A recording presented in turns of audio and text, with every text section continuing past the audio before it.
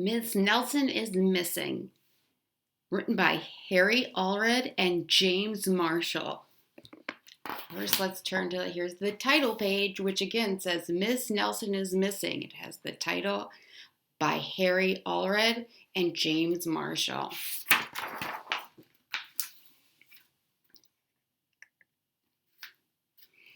The kids in room 207 were misbehaving again.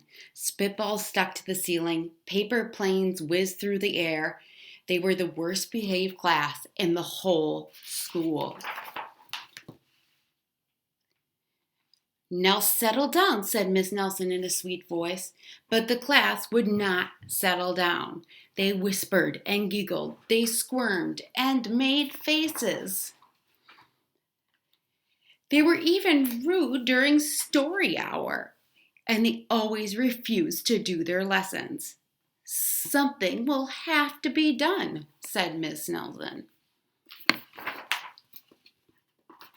The next morning, Miss Nelson did not come to school. Wow, yelled the kids. Now we can really act up. They began to make more spitballs and paper planes. Today, let's be just terrible, they said. Not so fast, hissed an unpleasant voice. A woman in an ugly black dress stood before them.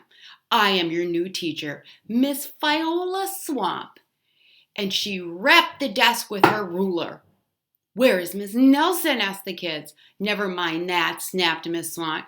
Open those arithmetic books. Miss Nelson's kids did as they were told. They could see Miss Swamp was a real witch. She meant business. Right away, she put them to work.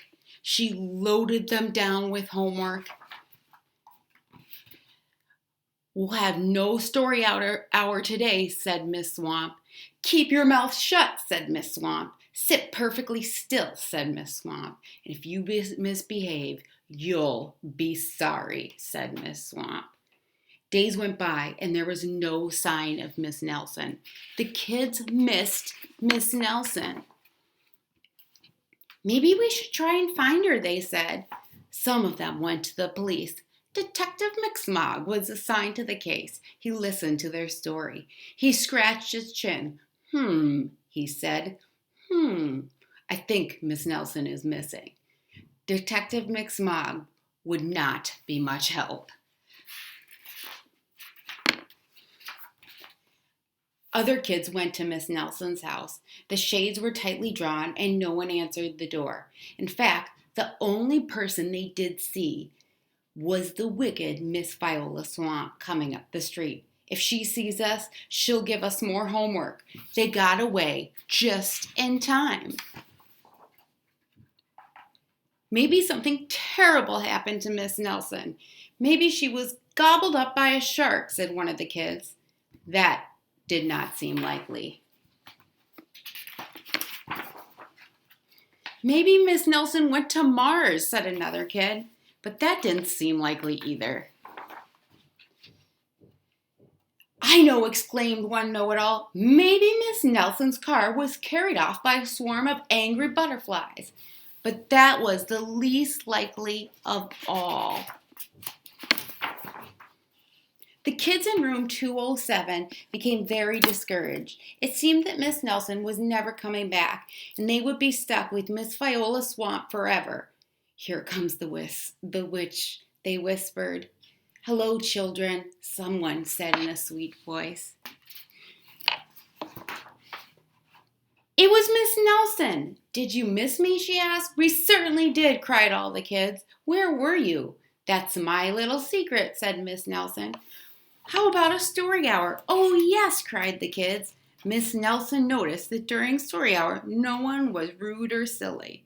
What brought about this lovely change, she asked.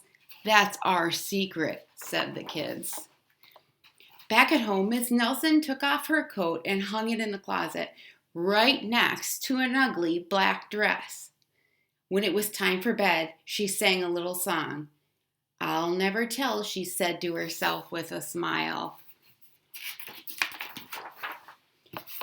P.S. Detective McSmog is working on a new case. He's now looking for Miss Viola Swamp.